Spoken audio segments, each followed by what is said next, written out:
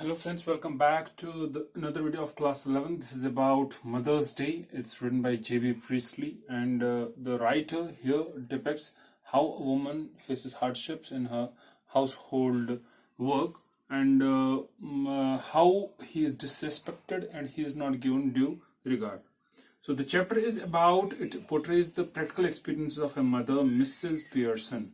Mrs. Pearson is the mother, and she gets practical experiences of what a mother, what a daughter, what a mother or a woman faces in his or her life. On daily basis, her kids, Doris and Cyril, these are the two kids. Doris is a daughter and Cyril is a son. They disrespect and disregard this lady.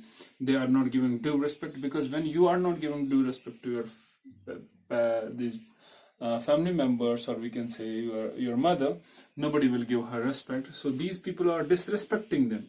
She is treated as a slave who keeps on working for the whole day and just fulfills their desires and just get their work done.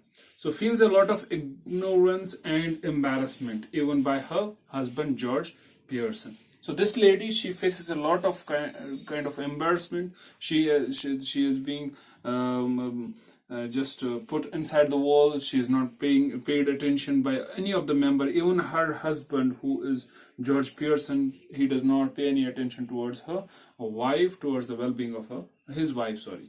Mrs. Pearson meets a fortune teller and discusses her problems. The name of the fortune teller is Mrs. Fitzgerald. So this fortune teller just comes into the life of Mrs. Pearson and changes the life wholly and solely. What they do, they exchange personalities to teach the lesson to the family. First, Mrs. Pearson is not convinced, but later on, as this Mrs. Fitzgerald convinced her and gave her assurance, then they change personalities by they switch bodies by casting a spell. Like a spell is being cast on Mrs. Fitzgerald and Mrs. Pearson, and the personalities are changed. What happens then now when the personalities are changed? In a second, Mrs. Pearson, who was calm and composed, turns to a smoking and drinking woman. That means Mrs. Pearson, they have switched personality. Now it's Mrs. Fitzgerald, but for the family it's Mrs. Pearson. So what she does, Mrs. Pearson was very calm and very composed lady, but now this lady is drinking and smoking in the home. When at home, Doris tells her mom to iron her dress because she has to go out and she has to meet her boyfriend. But this mom, she makes fun of her boyfriend and she makes fun of her. She says Doris to do her household work herself because she is not her slave. Now there is another episode. She refuses by making fun of that boyfriend as well. Cyril asks his mother to prepare tea hurriedly, but she refuses and advises him to prepare himself. As hurriedly, this Cyril comes into the house and he orders mother to make tea, but to his surprise, mother responds and tells her, "You have to make your tea yourself, prepare it yourself. I am not there to prepare it for you."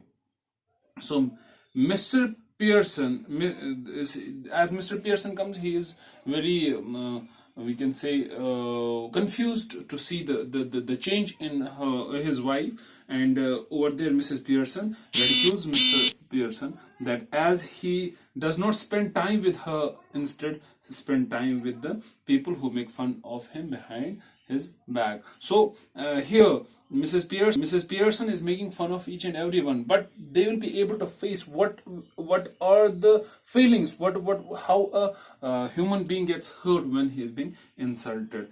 She teaches a lesson to all of them, and for respecting and honoring, and later they switched back. This Fitzgerald and Mrs. Pearson switched back as these people got the lesson. Now, analysis. Through this write-up, the writer wants to say that we should respect, care, and help our mother for all the hardship she does for us. Look, our mother is in a kind of job where he has 24 hours duty, but he is not paid anything for that.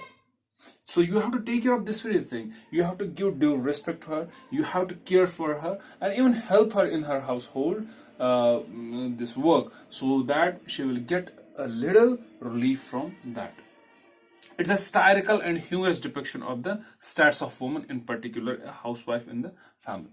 Now the poet has presented in a satirical and humorous manner. Why is satirical? Because he has just made fun of the this society where mother is not given due status, and he has presented in a very humoric manner as well.